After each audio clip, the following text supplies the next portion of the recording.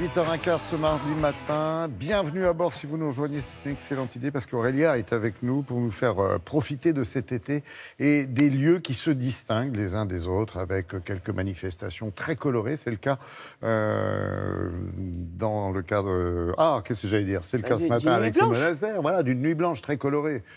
J'étais branché sur cette expression. Une nuit blanche dans le département de l'Ain, à Bourg-en-Bresse. À Bourg-en-Bresse, effectivement. Ouais. Je vous embarque à Bourg-en-Bresse pour une soirée nocturne incroyable. Pas pour faire une soirée, mais pour faire deux soirées, passer deux soirées incroyables. La première, c'est qu'on va se rendre dans ce monastère, le monastère royal de Brousse, à l'entrée de Bourg-en-Bresse. Bourg-en-Bresse, vous voyez où c'est à peu près bien. Entre Lyon et Mâcon. Oui.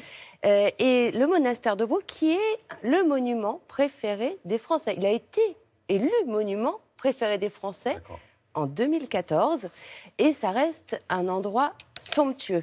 Et dans cet endroit, alors pourquoi a été construit ce monastère? C'était à la demande de Marguerite d'Autriche. Elle a été veuve à 24 ans, du duc de Savoie, Philibert le Beau, et elle voulait être enterrée à côté de son défunt mari. C'est pour ça qu'elle a fait construire ce monastère. Et ce soir, c'est des murs qui vont résonner avec de la musique, parce que chaque année se tient un festival, le festival à la folie, pas du tout, tous les étés. Et là, on a fait résonner. Je vous ai dit, c'est contagieux. Mais oui, c'est contagieux. Moi, je vous le dis. On a fait résonner les murs au son de la musique. Et puis surtout, la soirée, il y a une deuxième partie. Et là, on a fait vibrer les murs de lumière et d'amour. Je vous laisse découvrir cette soirée.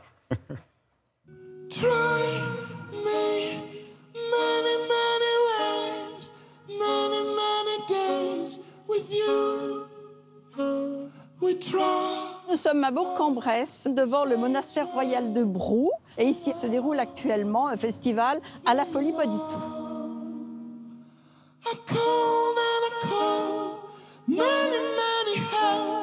Tous les samedis soirs a lieu un concert dans un des cloîtres de Brou, avec un décor somptueux et avec, si vous voulez, une programmation complètement éclectique. Cette programmation varie du classique à l'électro, du jazz au rock, à l'afro-punk et puis également chansons françaises.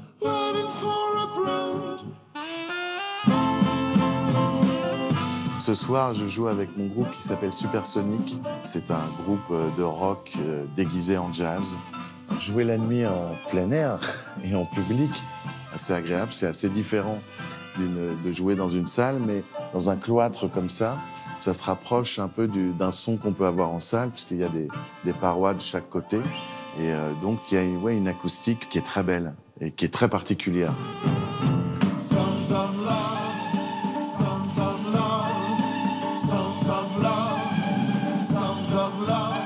On est à l'écoute un peu de ces vieilles pierres et il y a quelque chose d'assez solennel et d'assez puissant qui nous ancre dans le sol et nous emmène dans le ciel. Et c'est assez fort.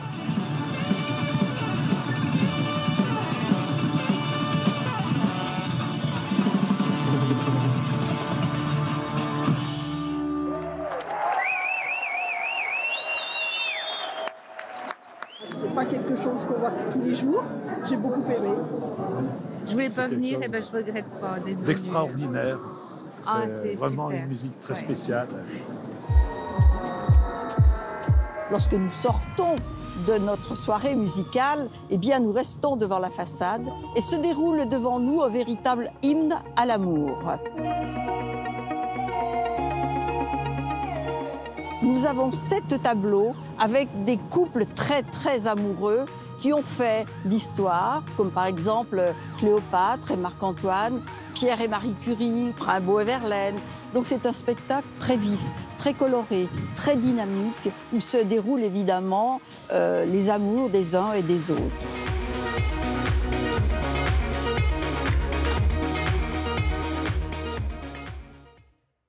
Aurélia, on va revenir dans un instant sur ce lieu et le festival, mais ce groupe, c'est étonnant. Hein. Alors, Thomas de Pourquerie et Supersonic, c'est un groupe, alors franchement, c'est du jazz, c'est de la trance, c'est de l'acid, c'est du punk. En fait, ça regroupe tout en un groupe. Franchement, on part vraiment en voyage avec eux, un voyage musical. Alors, le voyage musical se poursuit à Bourg-en-Bresse, parce que le festival... début septembre, non? C'est ça, jusqu'au 1er septembre, c'est tous les samedis, donc le 25. Alors là, on est dans du classique, hein, c'est Vivaldi, c'est le Quintet Alliance. Parfait. Oui.